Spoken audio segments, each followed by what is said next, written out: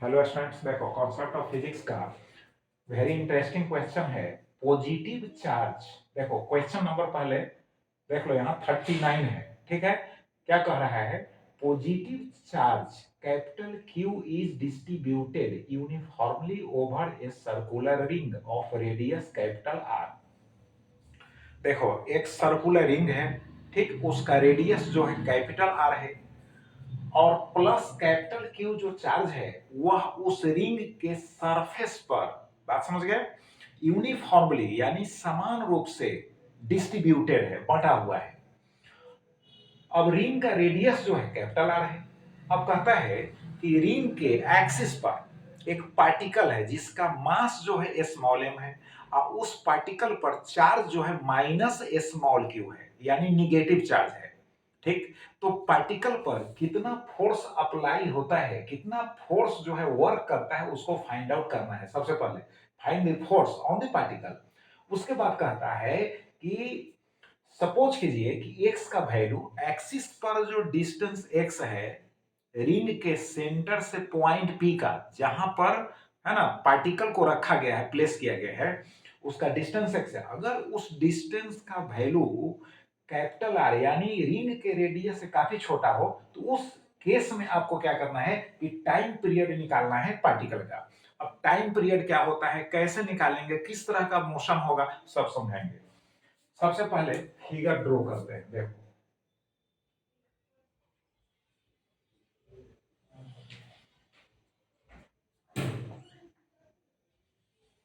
देखो अब ये हो गया सेंटर, ए रिंग हो गया, plus Q charge is uniformly distributed, तो यहां शो करना होगा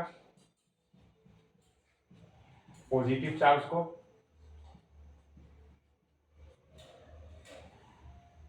ठीक है, अब देखिए इसका रेडियस जो है कैपिटल आर हो गया, क्लियर।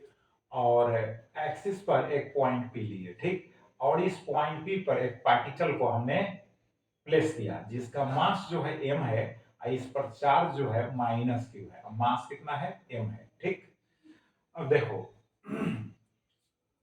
अब इस पॉइंट पर जो इलेक्ट्रिक फील्ड है, तो इलेक्ट्रिक फील्ड हम फाइंड आउट कर चुके हैं।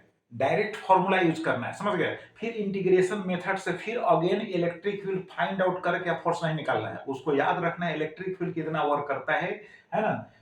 चार्ज जो रिंग है, चार्ज रिंग के कारण जो है पॉइंट पी पर कितना इलेक्ट्रिक फील्ड इंटेंसिटी है, उसको याद कर लीजिए। बात समझ गए। तो पहले इसको हम ज्वाइन करते हैं, एक एलिमेंट लेकर शो करते हैं। चलो यह एलिमेंट हो गया डी ए, अब इसको हम ज्वाइन कर दिए, ज्वाइन कर दिए। ठीक, अब इधर भी एलिमेंट ले लेंगे डी ए, इसको भी हम ज्वाइन कर देंगे,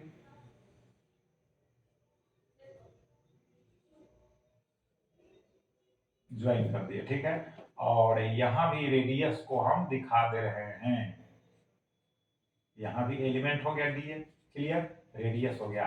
अब चलो यहां डिस्टेंस हो गया एक्स। अब देखो यहां पर आर लिख दिए, हालांकि इसका जरूरी नहीं, डायरेक्ट हमको फॉर्मूला यूज करना है। तो यहां पर जो इलेक्ट्रिक फील्ड इंटेंसिटी होगा कितना होगा, electric field intensity direct use करना है, electric field intensity, intensity at point P, at point P, तो कितना होगा, E is equal to due to, है ना, प्लस क्यू चार्ज, यानी रिंग पर टोटल चार्ज प्लस क्यू है, तो टोटल चार्ज के कारण जो पॉइंट पी पर इलेक्ट्रिक फील्ड इंटेंसिटी होगा वह E इज इक्वल टू कितना होगा, 1/4 पाई एप्सिलॉन नॉट होगा, कैपिटल क्यू होगा। ठीक है, और उसके बाद x होगा, डिवाइडेड बाई होगा, a नहीं होगा क्योंकि हमने यूज किया था कितना, स्मॉल ए, रेडियस के प्लेस पर, रेडियस के स्थान पर स्मॉल ए लिया था। बट यहां पर क्वेश्चन में क्या कह रहा है, कैपिटल आर लेने के लिए, तो कैपिटल आर जब लेंगे तो यहां पर हम ए के जगह पर कैपिटल आर लिखेंगे, तो आर स्क्वायर हो जाएगा, अब प्लस क्या होगा, एक्स स्क्वायर होगा, अब पावर इस टर्म का हो जाएगा 3/2। तो इलेक्ट्रिक फील्ड इंटेंसिटी का फॉर्मूला आप याद रखिएगा। अगर कोई रिंग है, सर्कुलर रिंग है, यूनिफॉर्मली चार्ज है, तो उसके एक्सिस पर, है ना, सेंटर से एक्स डिस्टेंस पर, ठीक है, जो इलेक्ट्रिक फील्ड इंटेंसिटी होगा उसका फॉर्मूला यही याद रखना है। रेडियस क्वेश्चन में जो कहेगा वही लेटर आप यूज कीजिए। क्लियर? तो चलो यहां पर इलेक्ट्रिक फील्ड इंटेंसिटी तो क्लियर हो गई। अब देखो पॉइंट पी पर निगेटिव चार्ज को प्लेस किया है, तो हम जब इलेक्ट्रिक फील्ड इंटेंसिटी बतला रहे थे तो हम उसी पीरियड में बतलाए थे कि यहां पर पॉजिटिव चार्ज होगा तो फोर्स ऑफ रिपल्सन वर्क करेगा, और जब फोर्स ऑफ रिपल्सन वर्क करेगा तो डायरेक्शन हो जाएगा अलोंग द एक्सिस, है ना, अलोंग ओपी होगा। और जब नेगेटिव चार्ज यहां प्लेस करेंगे हम, है ना, तो फोर्स का डायरेक्शन क्या होगा, अलोंग, है ना, एक्सिस अलोंग पीओ होगा, यानी फोर्स ऑफ अट्रैक्शन वर्क करेगा। नेगेटिव साइड यहां है, इसका मतलब है कि अट्रैक्शन वर्क करेगा, और पॉजिटिव होगा तो रिपल्सन वर्क करेगा। क्लियर? तो देखो अब हम डायरेक्ट फॉर्मूला यूज कर रहे हैं, E इज इक्वल टू होगा फोर्स बाय चार्ज। अब यहाँ निगेटिव साइन नहीं लिखे हैं, यहाँ डायरेक्शन हम शो कर दे रहे हैं कि फोर्स का जो डायरेक्शन होगा वह P से O की ओर होगा, सेंटर की ओर होगा। क्लियर हो गया? अब देखो तो F इज इक्वल टू कितना हो जाएगा, therefore F is equal to हो जाएगा यानी Q इंटू हो जाएगा कैपिटल E। अब E का वैल्यू डाल देंगे तो दिस इज इक्वल टू हो जाएगा 1/4 pi epsilon naught Q x into हो जाएगा क्यू डिवाइडेड बाई हो जाएगा capital R square plus x square और टू दी पावर हो जाएगा 3/2 हो गया। क्लियर हो गया? तो यहां पर फोर्स का, है ना, वैल्यू फाइंड आउट हो गया। अब फोर्स का वैल्यू फाइंड आउट हो गया तो डायरेक्शन यहां पर मेंशन कर देते हैं कि फोर्स इज इक्वल टू इतना तो हुआ, एलोंग हो जाएगा पीओ, तो एलोंग लिख देते हैं, एलोंग पीओ, यानी पी से ओ की ओर होगा, सेंटर की ओर होगा, टुवर्ड्स द सेंटर होगा। क्लियर? क्योंकि यहां नेगेटिव चार्ज है, यहां तो पॉजिटिव चार्ज है। अब इसके बाद क्या कह रहा है, कह रहा है कि इफ जो है, यानी अज्यूम करना है, सपोज करना है, मान लेना है कि x, तो as x is very very less than r, condition लगा दिया है। तो जब x का वैल्यू r के कंपैरिजन में काफी छोटा होगा तो यहां से x को हम निगलेक्ट कर देंगे। ठीक है, इस x को नहीं यार, यहां r x में ना कंपैरिजन हो रहा है। ठीक है, तो अब हो जाएगा देन, तब क्या होगा, चाहे सो यहां पर हो जाएगा f इज इक्वल टू हो जाएगा, f is equal to 1 upon हो जाएगा 4 pi epsilon naught Q Q X upon हो जाएगा आर क्यू हो जाएगा। अब आर क्यू कैसे होगा, तो देखो इसको तो निगलेक्ट कर दिए, हटा दिए, तो आर स्क्वायर है तो यहाँ पावर 2 है, यहाँ पावर 3/2 है, तो इसको जब मल्टीप्लाई करेंगे तो 2 2 कैंसिल हो जाएगा तो आर क्यू हो जाएगा। तो अब इस केस में जो होगा force is equal to 1/4 pi epsilon naught Q Q X by R Q. अब कहता है कि पार्टिकल का टाइम पीरियड फाइंड आउट करना है, तो टाइम पीरियड फाइंड आउट कैसे होगा, उसके मोशन को सबसे पहले समझेंगे कि किस तरह का मोशन परफॉर्म करता है पार्टिकल। तो देखो एसएचएम मोशन पहले समझो, एसएचएम इसका मतलब हुआ सिंपल सिंपल हार्मोनिक मोशन। क्या है? सिंपल हार्मोनिक, है ना, मोशन, सिंपल हार्मोनिक मोशन, इसको समझो। सिंपल हार्मोनिक मोशन क्या है, अगर कोई पार्टिकल, देखो अगर कोई पार्टिकल स्टेट लाइन पाथ पर, ठीक है, स्टेट लाइन पाथ पर किसी फिक्स पॉइंट के about to and fro motion perform करता है, जैसे यहां समझो यह मीन पोजीशन होगा, यह स्ट्रेट लाइन है, तो अगर कोई पार्टिकल इसी मीन पोजीशन के अबाउट में इस तरह से मोशन करता है कि किसी भी टाइम उसका जो एक्सेलरेशन होगा वह उसके डिस्प्लेसमेंट के, है ना, प्रोपोर्शनल होगा, बट डिस्प्लेसमेंट के निगेटिव साइन के साथ प्रोपोर्शनल होगा, तो उस केस में हम कहेंगे उसके मोशन को सिंपल हार्मोनिक मोशन। कंडीशन है सिंपल हार्मोनिक मोशन का कि मोशन होना चाहिए पार्टिकल का स्टेट लाइन पाथ पर, मीन पोजीशन किसी फिक्स्ड पोजीशन के अबाउट और टू एंड फ्रो आगे पीछे होना चाहिए। ठीक, और इस तरह से होना चाहिए कि उसका एक्सेलेरेशन किसी पर्टिकुलर टाइम में उसके डिस्प्लेसमेंट के निगेटिव साइन के साथ, है ना, प्रोपोर्शनल होना चाहिए। निगेटिव साइन, है ना, के साथ उसके प्रोपोर्शनल होना चाहिए। तो देखते हैं, तो देखो अब मीन पोजीशन यह हो गया। पार्टिकल जब इधर से चलता है तो इसका वेलोसिटी, इसका क्या होगा, वेलोसिटी धीरे धीरे धीरे धीरे धीरे धीरे डिक्रीज करेगा, घटेगा, और एक्सट्रीम पोजीशन पर जब यहां पहुंचेगा, है ना, चरम बिंदु, तो यहां वेलोसिटी हो जाएगा 0। अब वहां से फिर, है ना, जब वापस आएगा तो वेलोसिटी क्या होगा, बढ़ेगा। अब बढ़कर यहाँ क्या हो जाएगा, मैक्सिमम हो जाएगा। जो मीन पोजीशन है वहां पर मैक्सिमम वेलोसिटी होगा। अब मैक्सिमम होगा, फिर उसके बाद जब इधर चलेगा तो फिर धीरे धीरे धीरे धीरे डिक्रीज करेगा, और फिर इस एक्सट्रीम पोजीशन पर जब पहुंचेगा तो फिर वेलोसिटी हो जाएगा 0। अब इसी तरह से, है ना, यह मोशन जो है रिपीट करेगा।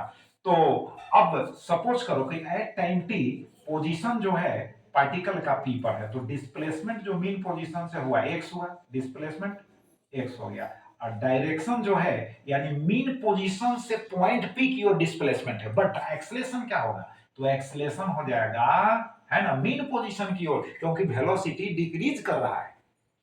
वेलोसिटी क्या कर रहा है ना, डिक्रीज कर रहा है। जैसे देखो झूला देखा होगा, स्विंग यानी इंग्लिश में कहते हैं स्विंग, झूला। तो झूला देखिए जो सिस्टम है ना, वो भी मीन पोजीशन के अबाउट में टू एंड फ्रो मोशन करता है, बट उसका जो पाथ होता है, समझ गए ना, वह स्ट्रेट लाइन नहीं होता है। लेकिन, है ना, स्मॉल एंगुलर डिस्प्लेसमेंट के लिए अगर हम सपोज करते हैं कि एंगुलर डिस्प्लेसमेंट, है ना, स्मॉल है, काफी स्मॉल है, काफी स्मॉल है, तो एंगुलर डिस्प्लेसमेंट जब स्मॉल होगा तो इस तरह से परफॉर्म करेगा। तो उस केस में उसके पाथ को हम सपोज कर लेंगे कि ये स्ट्रेट लाइन है। लार्ज एंगुलर डिस्प्लेसमेंट के लिए नहीं, स्मॉल एंगुलर डिस्प्लेसमेंट के लिए हम इसको, है ना, सपोज करते हैं कि इसका पाथ जो है वह स्ट्रेट लाइन है। ठीक, तो मीन पोजीशन के अबाउट में टू एंड फ्रो मोशन होगा स्ट्रेट लाइन पर। कंडीशन है कि एक्सेलेरेशन जो होगा, यहां पर हम लिखते हैं एक्सेलेरेशन जो होगा, acceleration is directly proportional to minus X. तब हम इसके मोशन को कहेंगे, क्या कहेंगे, सिंपल हार्मोनिक मोशन, सरल आवर्त गति। अब देखो, अब इसके बाद क्या लिखेंगे कि यहां पर लिखते हैं, देखो therefore a is equal to यहां माइनस ओमेगा स्क्वायर एक्स होगा। देखो यहां कांस्टेंट यूज करेंगे, जब इसको इक्वेशन में कन्वर्ट करेंगे तो यहां कांस्टेंट यूज करेंगे। और अब यहां पर जो ओमेगा स्क्वायर कांस्टेंट लिए हैं, तो ओमेगा स्क्वायर ही क्यों कांस्टेंट लिए हैं, जब चैप्टर पढ़ोगे सिंपल हार्मोनिक मोशन यानी ऑसिलेशन चैप्टर, तो क्लियर कॉन्सेप्ट हो जाएगा। आप यहां लीजिए ओमेगा स्क्वायर, क्लियर। तो फिर हम आगे बतलाएंगे।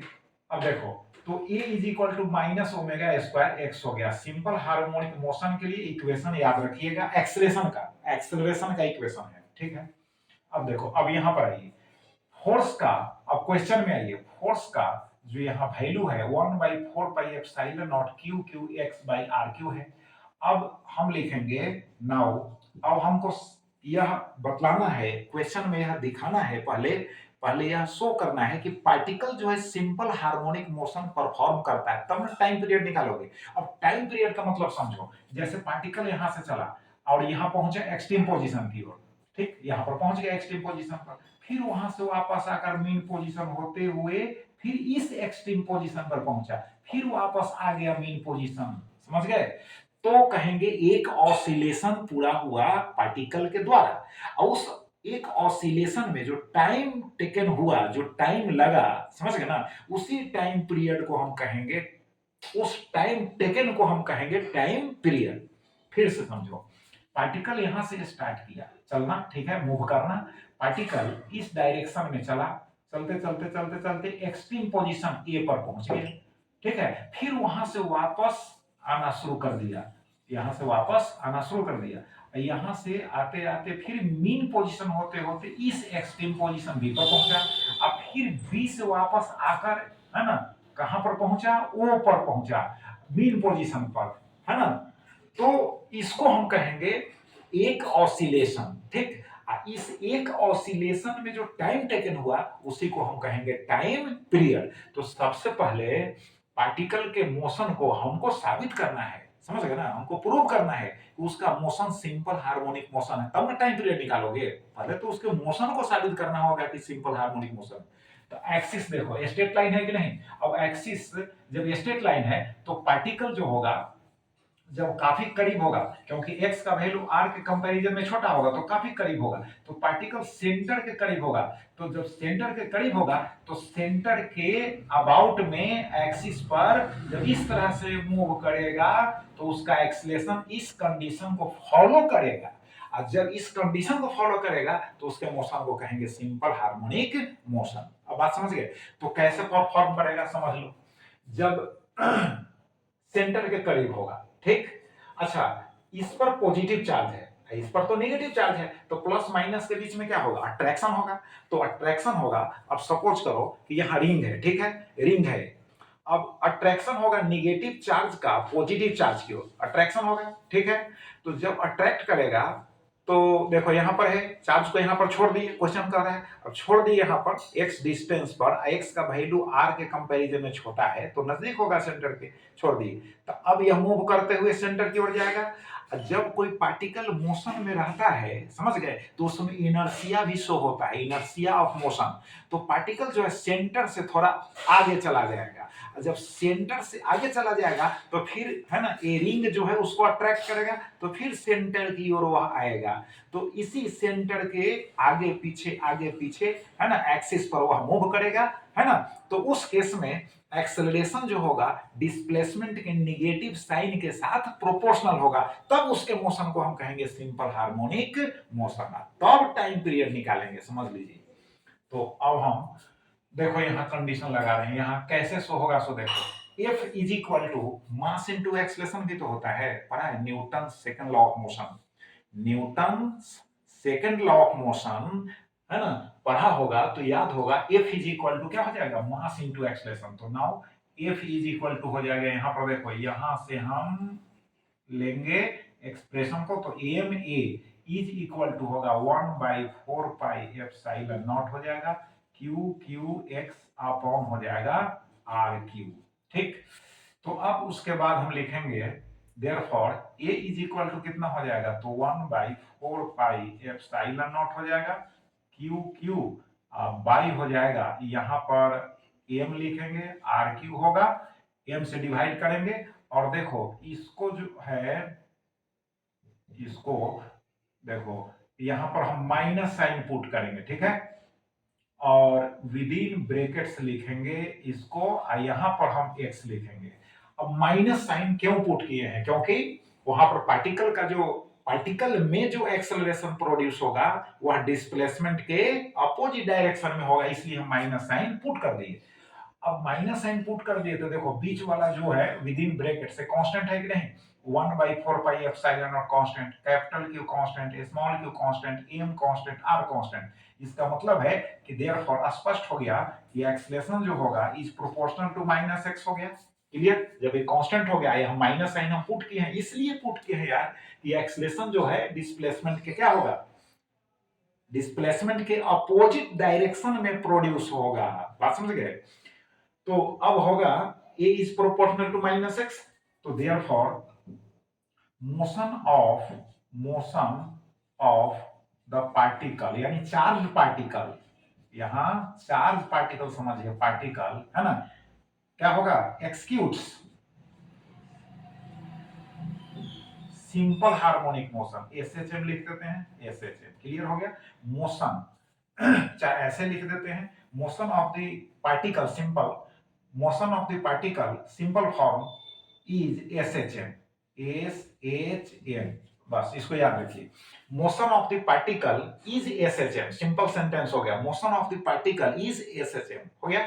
तो motion of the particle is SHM जब हो गया, तब हमको अब टाइम पीरियड निकालना है। तो देखो टाइम पीरियड कैसे निकाले, तो अब हमको इस इक्वेशन को यूज करना होगा, acceleration is equal to minus omega square X. अब यहां पर आ जाओ, फिर यहां पर आ जाओ, एक्सेलरेशन जो होगा तो नाउ यहां पर लिखेंगे ए इज इक्वल टू, देखो माइनस ओमेगा स्क्वायर एक्स होगा, इधर में लिखा हुआ है -1/4 pi epsilon naught Q Q divided by M are Q I into x.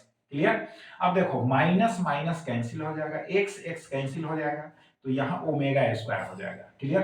तो omega square is equal to होगा 1/4 pi epsilon naught Q Q, अब बाई होगा एम आर क्यू। अब दिस इज इक्वल टू, चाहे इसके बाद हम लिख देते हैं, इसके बाद लिखते हैं,